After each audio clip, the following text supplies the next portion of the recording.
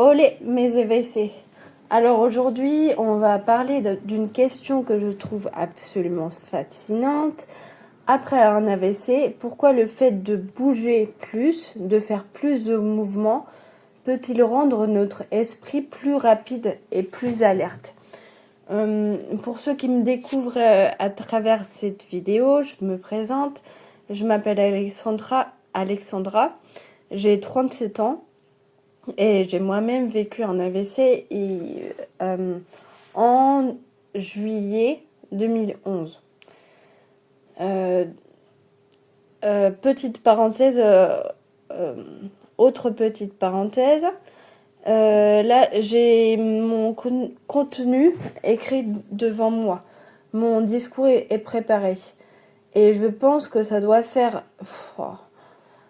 plus de 6 fois que je répète exactement le même contenu. Et faut être patient. Je voulais justement dire quelque chose d'important pour toutes les personnes qui vivent avec l'aphasie après un AVC. Quand on est aphasique, lire plusieurs fois la même phrase n'est pas seulement une façon de s'aider à parler, mais c'est aussi un entraînement neurologique. Répéter encore et encore oblige le cerveau à retravailler les connexions du langage. Donc parfois, ce qui ressemble simplement à une répétition est en réalité un véritable exercice de récupération. Et justement, ça rejoint parfaitement le sujet d'aujourd'hui. Récemment, je me suis intéressée à l'histoire de Maria Montessori. C'était une femme extraordinaire. Je pense que beaucoup d'entre vous savent qui est Maria Montessori, mais pour rappel, c'est la première femme médecin d'Italie. Elle a consacré sa vie à observer les enfants et à comprendre comment leur cerveau se développe. Il y a plus de 100 ans, enfin, elle a mis en place la méthode Montessori. Il y a plein de crèches Montessori à travers la France, à travers le Royaume-Uni aussi. Voilà.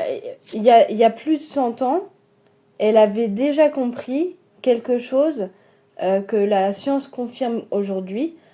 Plus nous bougeons, plus notre esprit se réveille.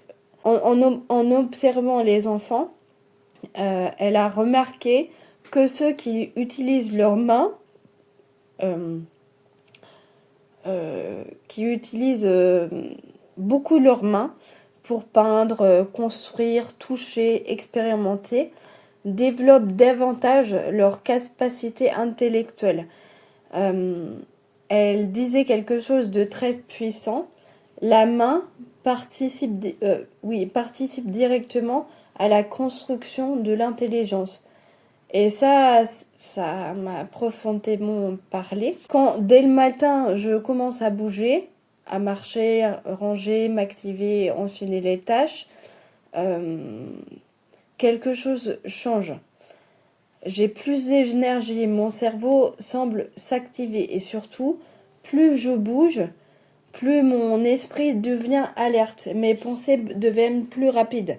J'ai davantage de clarté mentale, comme si le mouvement réveillait progressivement toutes mes fonctions cognitives. Et ça a beaucoup de sens, parce que à chaque mouvement, on envoie des informations au cerveau. On lui rappelle qu'il doit continuer à fonctionner, s'adapter et créer de nouveaux chemins neuronaux. Même un geste simple compte. Marcher, faire travailler sa main, monter des escaliers, danser, faire son ménage, répéter encore et encore. On sait aujourd'hui que l'activité physique stimule la production du Brain Derived Neurotrophic Factor. L'acronyme, c'est BDNF. C'est une molécule essentielle qui aide le cerveau à réparer et renforcer ses connexions neuronales. Autrement dit, bouger aide littéralement le cerveau à se reconstruire. Mais bouger, c'est aussi réveiller son esprit, devenir plus vigilant, plus vigilant, mieux se concentrer, penser plus vite. Ce qui compte, c'est pas forcément l'intensité, c'est la répétition, la régularité, l'action. Donc, alors, si vous vivez avec les séquelles dans un AVC, n'oubliez jamais, chaque mouvement est un message envoyé à votre cerveau. Et parfois, ce simple mouvement peut transformer toute votre rééducation. Voilà. J'espère que ça vous aura appris des trucs. Et n'oubliez pas, vous êtes plus fort que ce que vous pensez. Voilà. À bientôt. Ciao.